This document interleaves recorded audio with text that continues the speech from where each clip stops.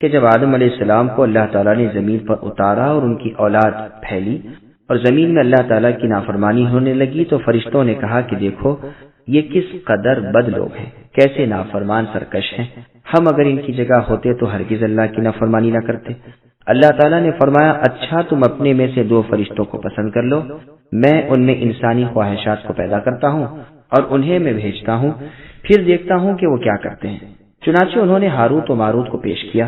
اللہ تعالیٰ نے ان میں انسانی طبیعت پیدا کی اور ان سے کہہ دیا کہ دیکھو بنی آدم کو تو میں اپنے انبیاء کی معرفت، اپنے حکم احکام پہنچاتا ہوں، لیکن تم سے بلا واسطہ خود کہہ رہا ہوں کہ میرے ساتھ کسی کو شریک نہ کرنا، زنا نہ کرنا، شراب نہ پینا۔ اب یہ دونوں زمین پر اترے اور زہرا کو ان کی آزمائش کے لیے حسین و جمیل عورت کی صورت میں ان کے پاس بھیجا، جسے دیکھ کر یہ دیوانے ہو گئے اور اس سے زنا کرنا چاہا۔ اس نے کہا اگر تم شرک کرو تو میں منظور کرتی ہوں۔ انہوں نے جواب دیا کہ یہ تو ہم سے نہ ہو سکے گا۔ وہ چلی گئی، پھر آئی اور کہنے لگی اچھا اس بچے کو قتل کر ڈالو تو میں تمہاری خواہش پوری کر دیتی ہوں۔ انہوں نے اسے بھی نہ مانا اور پھر آئی اور کہا کہ اچھا یہ شراب پی لو۔ انہوں نے اسے ہلکا گناہ سمجھ کر اسے منظور کر لیا۔ اب نشے میں مست ہو کر زنا کاری بھی کی اور اس بچے کو بھی قتل کر ڈالا۔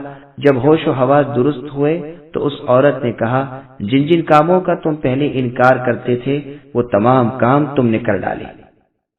یہ نادم ہوئے، پھر انہیں اختیار دیا گیا کہ یا تو عذاب دنیا کو اختیار کرو یا عذاب اخروی کو۔ انہوں نے دنیا کے عذاب پسند کیے۔ صحیح ابن حبان، مسند احمد، ابن مردویہ، ابن جریر، عبد الرزاق میں یہ حدیث مختلف الفاظ سے مروی ہے۔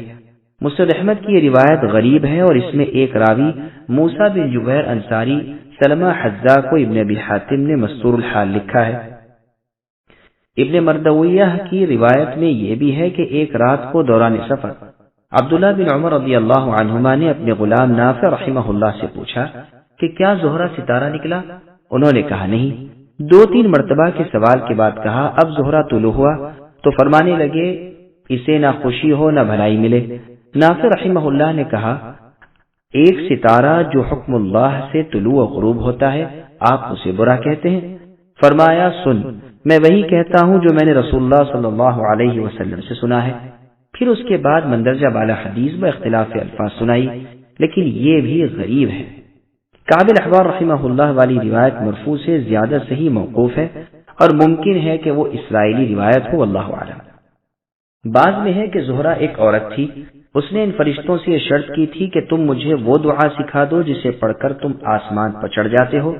انہوں نے سکھا دی، یہ پڑھ کر چڑھ گئی اور وہاں تارے کی شکل میں بنا دی گئی۔ بعض مرفوع روایات میں بھی یہی ہے لیکن وہ منکر اور غیر صحیح ہیں۔ ایک اور روایت میں ہے کہ اس واقعے سے پہلے تو فرشتے صرف ایمان والوں کو بخشش کی دعا مانگتے تھے، لیکن اس کے بعد تمام اہل زمین کے لیے دعا شروع کر دی۔ بعض روایات میں ہے کہ جب ان دونوں فرشتوں سے یہ نافرمانیاں سرزد ہوئیں تب اور فرشتوں نے اقرار کر لیا کہ بنی آدم جو اللہ تعالیٰ سے دور ہیں اور بن دیکھے ایمان لاتے ہیں، ان سے خطاؤں کا سرزد ہو جانا کوئی ایسی انوکھی چیز نہیں۔ ان دونوں فرشتوں سے کہا گیا کہ اب یا تو دنیا کا عذاب پسند کر لو یا آخرت کے عذابوں کے لیے تیار ہو جاؤ۔ دونوں نے آپس میں مشورہ کر کے دنیا کے عذاب کو اختیار کیا کیونکہ یہ فنا ہو جانے والا ہے اور آخرت کے عذاب دائمی ہے، چنانچہ انہیں بابل میں عذاب ہو رہا ہے۔ ایک روایت میں ہے کہ انہیں اللہ تعالیٰ نے جو احکام دیے تھے ان میں قتل اور مال حرام سے ممانعت بھی تھی اور یہ حکم بھی تھا کہ فیصلہ انصاف کے ساتھ کریں۔ یہ بھی وارد ہوا ہے کہ یہ 3 فرشتے تھے لیکن ایک نے آزمائش سے انکار کر دیا اور واپس چلا گیا، پھر 2 کی آزمائش ہوئی۔ ابن عباس رضی اللہ عنہما فرماتے ہیں یہ واقعہ سلیمان علیہ السلام کے زمانے کا ہے۔ یہاں بابل سے مراد بابل دنیا بند ہے۔ اس عورت کا نام عربی میں زہرہ تھا اور نبطی زبان میں اس کا نام بیدخت تھا اور فارسی میں ناہید تھا۔ یہ عورت اپنے خاوند کے خلاف ایک مقدمہ لائی تھی۔ جب انہوں نے اس سے برائی کا ارادہ کیا تو اس نے کہا پہلے مجھے میرے خاوند کے خلاف فیصلہ کر دو تو پھر میں تیار ہوں۔ انہوں نے ایسا ہی کیا۔ پھر اس نے کہا مجھے یہ بھی بتا دو کہ تم کیا پڑھ کر آسمان پر چڑھ جاتے ہو اور کیا پڑھ کر اترتے ہو۔ انہوں نے یہ بھی بتا دیا۔ چنانچہ وہ اسے پڑھ کر آسمان پر چڑھ گئی لیکن اترنے کا وظیفہ بھول گئی۔ اور وہی ستارے کی صورت میں مسخ کر دی گئی۔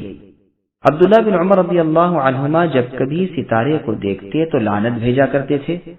اب ان فرشتوں نے جب چڑھنا چاہا تو نہ پڑھ سکے، سمجھ گئے کہ اب ہم ہلاک ہوئے۔ مجاہد رحمہ اللہ فرماتے ہیں پہلے پہل چند دنوں تک تو یہ فرشتے ثابت قدم رہے، صبح سے شام تک عدل کے ساتھ فیصلے کرتے رہتے، شام کو آسمان پر چڑھ جاتے، پھر زہرہ کو دیکھ کر اپنے نفس پر قابو نہ رکھ سکے۔ زہرہ ستارے کو ایک خوبصورت عورت کی شکل میں بھیجا گیا تھا۔ الغرض ہاروت و ماروت کا یہ قصہ تابعین میں سے بھی اکثر لوگوں نے بیان کیا ہے، جیسے مجاہد سدی، حسن بصری، قتادہ، ابو العالیہ زہری، ربیع ابن انس، مقاتل ابن حیان وغیرہم رحمۃ اللہ علیہم، اور متقدمین و متأخرین مفسرین نے بھی اپنی اپنی تفاسیر میں اسے نقل کیا ہے، لیکن اس کا زیادہ تر دار و مدار بنی اسرائیل کی کتابوں پر ہے۔ کوئی صحیح مرفوع متصل حدیث اس باب میں رسول اللہ صلی اللہ علیہ وسلم سے ثابت نہیں، اور نہ قرآن کریم میں اس قدر بسط اور تفصیل سے ہے۔ پس ہمارا ایمان ہے کہ جس قدر قرآن میں ہے صحیح اور درست ہے، اور حقیقت حال کا علم اللہ تعالیٰ کو ہی ہے۔ قرآن کریم کے ظاہری الفاظ مسند احمد ابن حبان بیہقی وغیرہ کی مرفوع حدیث، علی ابن عباس ابن مسعود وغیرہ کی موقوف روایات، تابعین وغیرہ کی تفاسیر وغیرہ مل ملا کر اس واقعے کی بہت کچھ تقویت ہو جاتی ہے۔ نہ اس میں کوئی محال عقلی ہے، نہ اس میں کسی اصول اسلامی کا خلاف ہے۔ پھر ظاہر سے ہٹ کر بے جا تکلفات اٹھانے کی کوئی ضرورت باقی نہیں رہ جاتی۔ واللہ اعلم۔ سبسکرائب کیجئے ہمارے چینل اور دبائیے بیل کا آئیکن تاکہ آپ کو ریگولر نوٹیفیکیشن اپڈیٹس مل سکے۔